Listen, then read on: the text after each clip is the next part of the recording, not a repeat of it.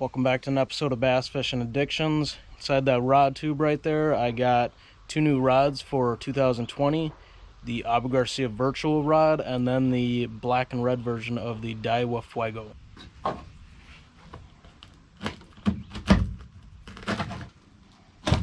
So the first one we're going to take out is the Daiwa Fuego.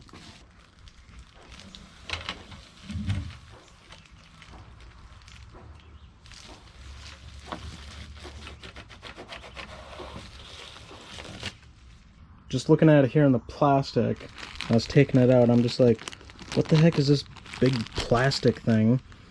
And then I realized it was the part of the handle that screws down, and I guess it came unattached. Now that I have it flipped around the correct way, just looking at the color of the blank on the rod, I mean, you can see it right here on the camera. It's almost like a deep cherry red. It's kind of deceiving because online it literally looks like a straight black rod. But yeah, you can definitely see that's not straight black. This piece is straight black.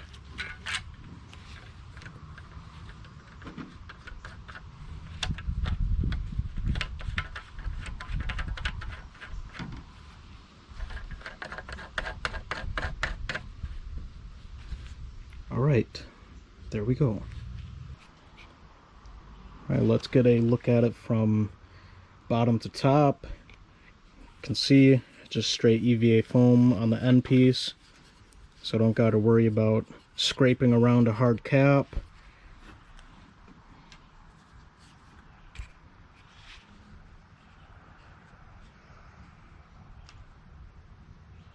Handle looks pretty stereotypical.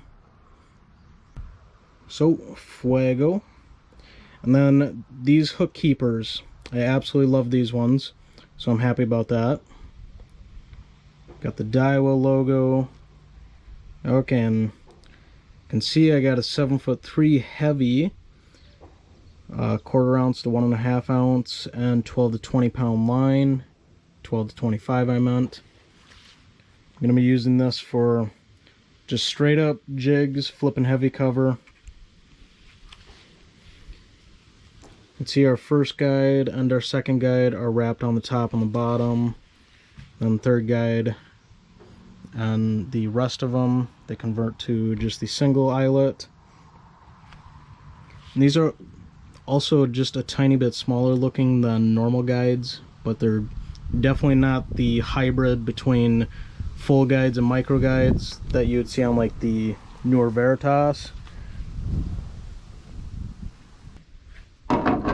Alright, let's actually pick up this guy and see how he feels.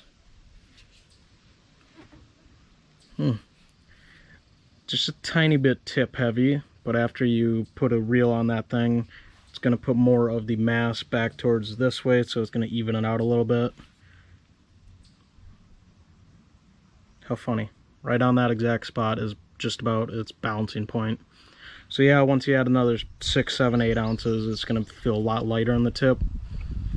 So clearly our reel handle right here is plastic or whatever type of material that is. But then we come up here to this. Can't really hear it. It's not really a good representation, but it's almost like aluminum. It doesn't feel quite exactly like aluminum or as hard as aluminum, but it's kind of got that characteristic to it.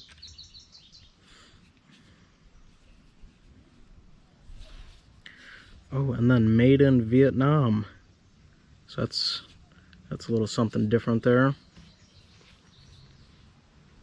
Alright, let's do my little tap test.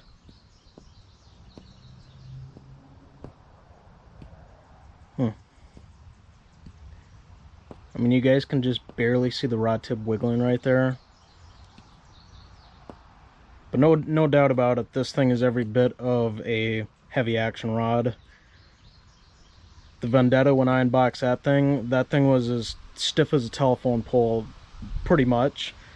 Whereas this one, it not only feels a little bit lighter than the Vendetta, but That tip just feels like it has a little more wiggle into it. And if you guys watch my other videos, you would know that I don't like stuffing rod tips into the ground, because obviously the first thing that could happen is you break it, and then, well, you're out of rod and money, unless you can somehow beg someone to refund it for you. But yeah, overall, so far I'm digging this rod. I am just a little bit bummed out that the whole rod is kind of like a cherry red color, because I was going to match this up with my KastKing Speed Demon, and that thing's all black and red. Thought that would have been killer on this thing. Just cherry red's just throwing me off a little bit. Otherwise, we got the pretty typical setup handle wise here, so it's just as comfortable as every other rod to palm. And I don't know if it's going to concern anybody, but this little thumb piece is pretty much just coming straight out right here. I don't remember which one it is. I think it might have been one of the old school Veritas, but it kind of had a curve up to it, and that's what I liked. It just helped with holding on to the rod a little bit easier. You can see it doesn't really stick too far out the back of your hand right there.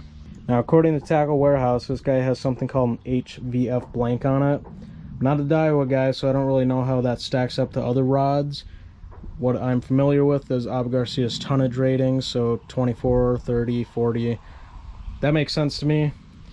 But the only way to figure out what this blank is like, and potentially if I'm going to be buying more Daiwa rods in the future, just going to have to get out on the water with it. I've never had a, first off, I've never had a Daiwa rod.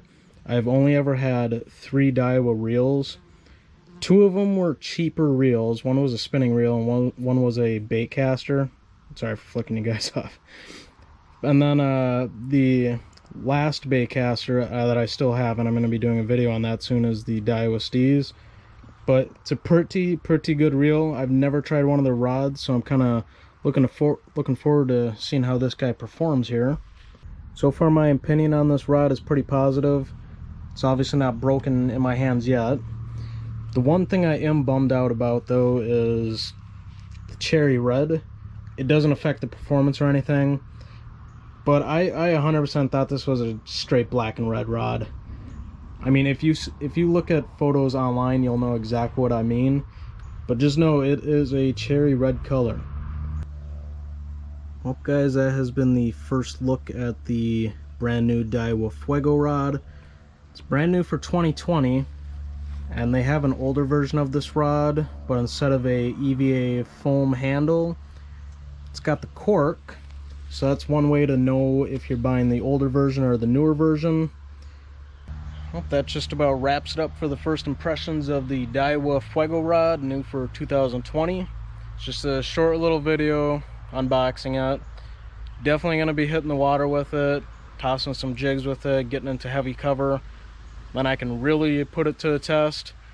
Otherwise, just looking at it out of the box really doesn't prove anything. So if you guys want to see that video, make sure to stay tuned, and I'll see you next time.